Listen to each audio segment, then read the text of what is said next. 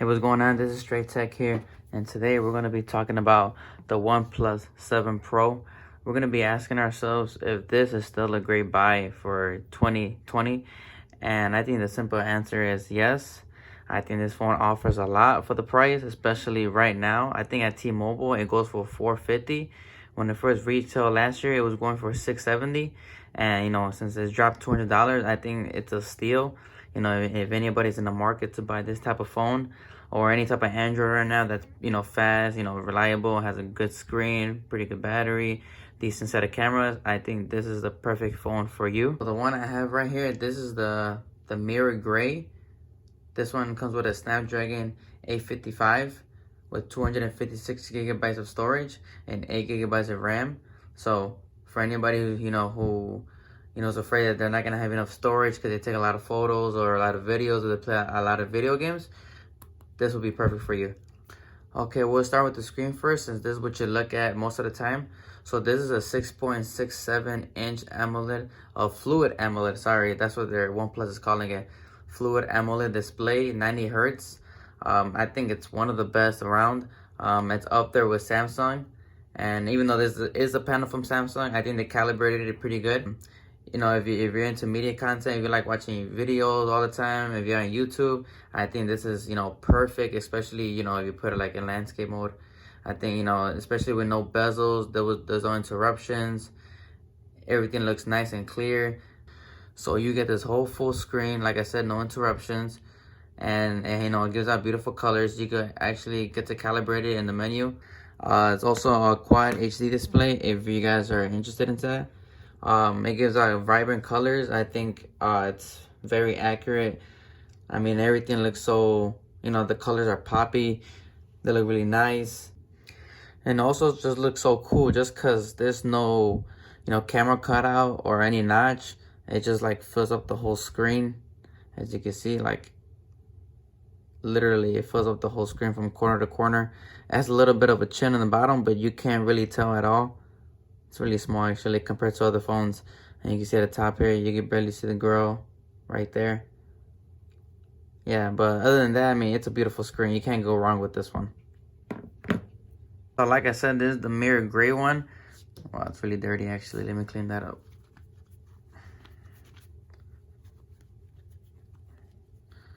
Okay, there you got it. It's a little better. So as you can see, it does kind of look like a mirror. And it's cool because when you're out in the sun, and when the sun hits it, it actually turns like purplish, grayish, bluish. It's kind of cool. Right now inside, it doesn't really give out that color, but outdoors in the sun, it gives out a really nice color. But yeah, this one's pretty nice actually. I didn't think this one was actually gonna be that nice, because when you look at the website and you look up this certain color, it looks like it's actually black. When we look it up at T-Mobile, it says right here, mirror gray. It's actually, to me, it actually looks pretty black. I mean, that's why I was kind of skeptical about it when I first got this phone, because I didn't think it was going to be that nice. But I mean, if we compare that picture to this, I mean, they look nothing alike. Okay, since we're back here already, this phone comes with 3 cameras.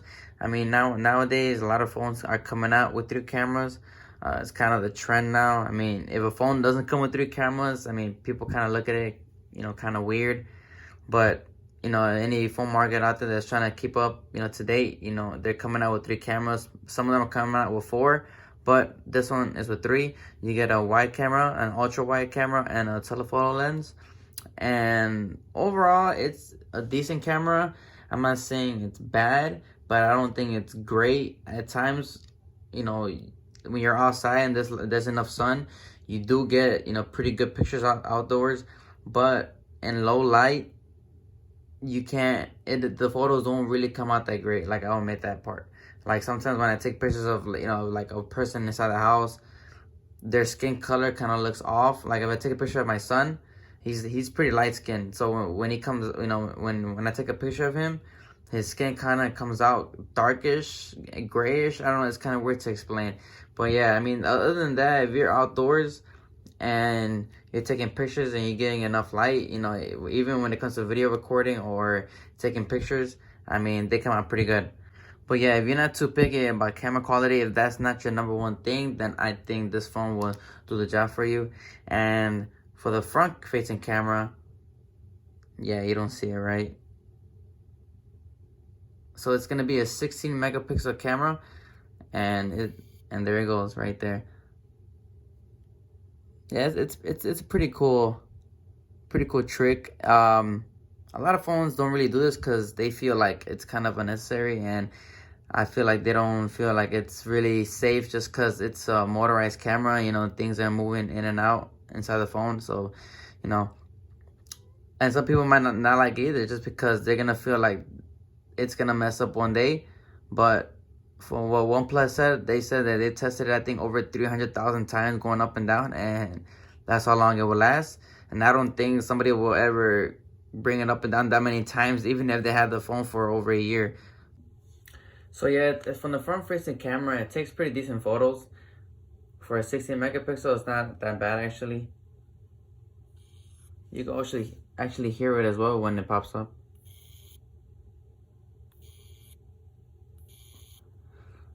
And even if you try to push it in, it kind of goes in on its own. And it kind of gives you a warning saying, please avoid pressing it manually. So at least it lets you know. Also, it has a free fall detect. So if you're taking a photo, or you're recording something and you drop it, it would actually close on the way down. I'm not gonna try it right now because I don't think I'm that high enough. But if you're recording or taking a picture, taking a selfie, and it falls out of your hands, it would actually just go back in on its own, which is a cool thing, because you don't want it to land on it, getting damaged. So that's a pretty smart thing about OnePlus. So the battery is a 4,000 milliamp battery, which in today's standards, it's pretty decent, because there's a lot of phones out there that are coming out with 4,500, even hitting the 5,000 mark. But for this phone, I think 4,000 is going to be enough for most people. It's good enough for me, actually. I think throughout the day, I could get around 6.5 hours if I'm at home through good Wi-Fi, if I have good signal. So 6.5 hours is pretty good. If I'm not home, if I'm at work, I usually get around 5 hours, using LTE all day. But that's because I have bad reception at work, and that kills my battery. But I mean, for anybody, if you're playing a lot of video games, if you wanna, watch a lot of video content, I think this phone will last you a long time. And also, what a good thing about this phone is that it comes with a 30 warp charge in the box. Okay, so basically, this phone will charge from 0 to 40% in 20 minutes, if I'm not mistaken. Even if you're at 50% and you want to bring it up to 80, you could just plug it in for 15 minutes and it'll get juiced up really fast. So that's another convenient thing. I mean, it doesn't have the best battery in the world, and it also doesn't have wireless charging if you're into that. And this one does not support wireless charging, a bummer for people who actually like that. But like I said, the fast charging actually makes up for it, and it's a convenient thing. Another thing I like about this phone is that it has an alert slider on the side right there. So you can put it on vibrate, ring, or silent. You don't have to go into the menu. You don't have to turn it on and actually scroll down and then see if it's right there. It gives you the option to go on silent like other phones do. But for this one, you can do it right from the side. Just like Apple, they've been doing it for a long time now. I'm surprised a lot of companies haven't picked this up yet because it's really, really convenient. So yeah, that's a pretty cool feature about this phone. Also, this phone has one of the fastest fingerprint scanners out there. I mean, literally, you could just barely put your finger down and it'll unlock your phone. So that's pretty cool. There's a lot of phones out there that have fingerprint scanners, but they're not as quick. This is an optical fingerprint scanner. It's not the safest in the world, but let's be realistic. I doubt, most likely you're not gonna lose your phone. So nobody's gonna try to go into your phone. It's gonna be, with you all most times. So I'd rather have speed than security. And it's really accurate, actually. You can also change the animation of it. You just go to customization, Go to fingerprint animation.